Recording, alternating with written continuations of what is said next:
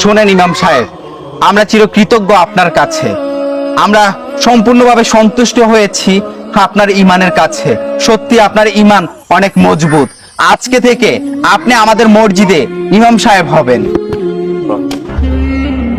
সভাপতি সাহেব, আপনি এসব কি বলছেন? চাকরিটা আমাদের দেওয়ার কথা ছিল, আপনি চাকরি ওনাকে কেন দিচ্ছেন? যারা টাকার জন্য ইমান নষ্ট করে তাদের আবার কিসের চাকরি দেব? আপনাদের মতো লোভী মানুষ টাকার জন্য সবকিছু করতে পারেন। কেউ যদি 5,000 টাকা দেয়, তাহলে যদি বলে মসজিদে আজান দেন না, আপনারা সেই কাজটা করবেন লোভে বর্ষপতি হয়ে। আপনাদের দিয়ে কখনো দিনের কাজ সম্ভব হবে না। আপনারা দুজন দয়া করে যেতে পারেন, যান, বের হয়ে যান, আর কখনো আমার এই গ্রামে আসবেন না। লোভী কোথাকার। হুজুর, এই পরিস্থিতির জন্য আপনার কাছে আমরা মাপ চাচ্ছি। কারণ এই বর্তমান সমাজে মানুষ টাকার জন্য অনেক কিছু করে, টাকার জন্য নিজের বাবাকেও খুন করে ফেলে। কিন্তু সত্যিকারের মানুষ পাওয়াটা সমাজে খুবই কঠিন।